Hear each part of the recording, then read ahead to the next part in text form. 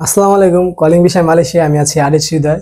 তো বরাবরের মতো একটা কমেন্ট অনেকে করে যাচ্ছে যে বারবার, বা অনেকেই হোয়াটসঅ্যাপে নক করে বলছে, ভাই মালয়েশিয়ার কলিং বিষয় যদি বন্ধ হয়ে যায় সেটা কি আর কখনো খুলবে না, বা কবে খুলবে, এরকম একটা নিউজ আমার মানে অনেক এরকম একটা কমেন্ট, এরকম একটা কথা বারবারই মানে কানে আসছে।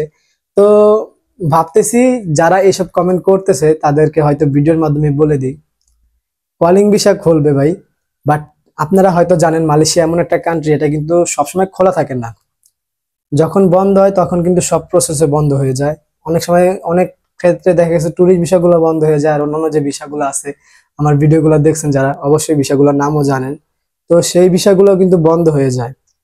আর যদি বলেন কলিং ভিসা খুলবে কিনা, কিছুদিন আগে মালয়েশিয়ার যে মানব সম্পদ মন্ত্রী অথবা এন্ড কৃষি মন্ত্রী, উনি কৃষিমন্ত্রী বলছিলেন যে মালয়েশিয়াতে মানে পাম অয়েল বাগানে আর কৃষিকাজে লোকের প্রয়োজন প্রয়োজন এটা কিন্তু মানব সম্পদ মন্ত্রী কিন্তু এটা স্বীকারও করেছেন। বাট বর্তমানে যে মালয়েশিয়ার যে হালচাল, তারা এটা দেখে, বা আমাদের দেশের দুর্নীতি, বা এখানেও আছে দুর্নীতি, শুধু যে বাংলাদেশের দুর্নীতি এটা বলবো এটা না। আমি যখন দেশে থাকতাম তখন একটা জিনিস মানে সবসময় ভাবতাম, আমার বাসায় বলতাম যে বাইরে যাওয়ার একটাই উদ্দেশ্য ছিল যে দেশের দুর্নীতি ভালো লাগে না। বাট যেই দুর্নীতির ভয়ে বাংলাদেশ ছেড়ে মালয়েশিয়া আসছি, এখানে আসার পরও সেম দুর্নীতি। আগে ভাবতাম শুধু বাংলাদেশের দুর্নীতিতে ভরা, জিনিসটা এমন না। সব দেশে হয়তো মনে এখন আমার ভাবনা থেকে আমি বলবো সব দেশে হয়তো মনে হয় দুর্নীতি আছে। আপনি একটা জিনিস ভাবেন, এই যে 5 লাখ 6 লাখ টাকা দিয়ে কর্মী আসতেছে, এটা কি কোনো আমাদের মানে, আমরা তো বলি আমাদের দেশের সরকার হয়তো জানে, জেনে এটাই করে। তো এটাই বাস্তব, তারা হয়তো জানে। আপনার কি মনে হয় এখানে মালয়েশিয়াতে কি এটা জানে না? অবশ্যই জানে, কিন্তু বাট এটা কিন্তু তারা একটা সিস্টেমে বলতেছে যে আমরা জানি না। তো কথা এইটা না। একটা কর্মী যখন দেশের থেকে মালয়েশিয়াতে আসে, অবশ্যই আমার যেমন আমি যখন আসছি, আসার পর আসার গল্পটা বলি। আমি যখন আসছি আমি তো কোনো এজেন্ট ধরেই আসছি, একটা দালালও ধরছি, বাট এজেন্টও তো আছে। দালাল তো একটা মাধ্যম, এজেন্ট আমাকে সব প্রসেস করছে আর কি। তো আগে হয়তো প্রসেস, যদি বিদেশ না আসতাম হয়তো অত কিছু জানতাম না, আর আপনাদের মাঝে মাঝে থাকতাম না, আপনারা হয়তো আমাকে দেখতেন না, জানতেন না। তো বাইরে আসছি, আর এর জন্য হয়তো জানেন আরিশ হৃদয় নামের একজন লোক মালয়েশিয়াতে থাকে। তো এই কথাটা বলার একটাই উদ্দেশ্য।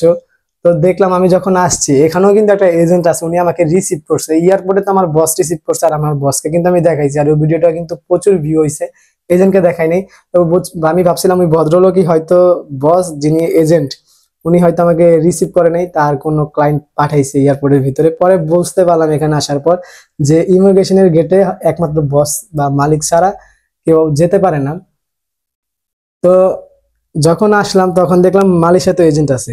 তো এই দুই দেশের এজেন্ট থাকাকালীন, তো জিনিসটা আমি ভাবলাম যে 80,000 যে টাকার যে কথাটা, ওইটা আমার এত টাকা লেগে গেল। হয়তো আমি ভাবছিলাম যে মালয়েশিয়াতে এটা মানে খরচ নেই, বাট এখানে আসার পর দেখলাম যে না, এখানেও এজেন্টরা আপনার দুর্নীতি করে। এরপর আসলাম, আসার পর অনেক মানুষের সাথে মিশলাম, অনেক পুরানো লোক ছিল, তাদের কাছে জানলাম, আমারও কিছু পরিচিত মানুষ ছিল। তারা যখন আমি তো আসছি কলিং এ, তারা হয়তো অনেকে অনেক অন্য বিষয় আসছে। তো আমার এক ফ্রেন্ডের কথাই আমি আপনাকে শেয়ার করি। ও আসছিল মানে টুরিস্টে, আসার পর এখানে প্রায় 1 বছর পর ও টুরিস্ট ভিসার মেয়াদ কিন্তু বেশি দিন থাকে না, তো এর মধ্যে অবৈধ ছিল। তো এর মধ্যে অবৈধ থাকাকালীন ও আর কি ভিসাকে আপনার সার্ভিস সেক্টর ভিসা বানাইছে। তো সেই ক্ষেত্রে বানানোর পর মালয়েশিয়াতে প্রথম মানে ভিসাতে মাইজি হোক বা সার্ভিস সেক্টর 7,000 রিঙ্গিতের মতো লাগে ফার্স্ট অফ অল ভিসাতে। সেকেন্ড প্রাইজে আস্তে আস্তে কমতে থাকে। তো ওর কাছ থেকে 8,000 টাকা নিয়েছে।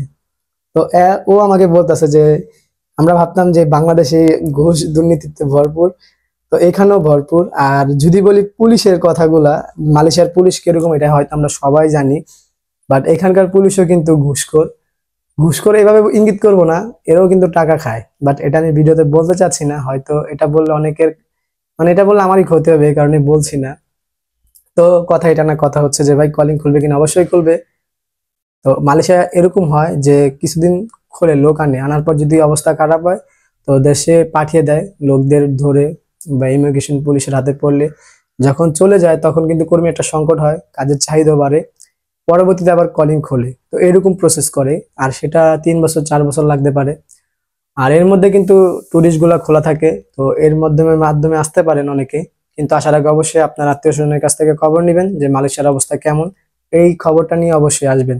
তো এই ছিল আমার আজকের মতো ভিডিও। আর ভিডিওতে জানিয়ে দিলাম যে কলিং ছাড়াও মালয়েশিয়াতে অন্যভাবে আসা যায়।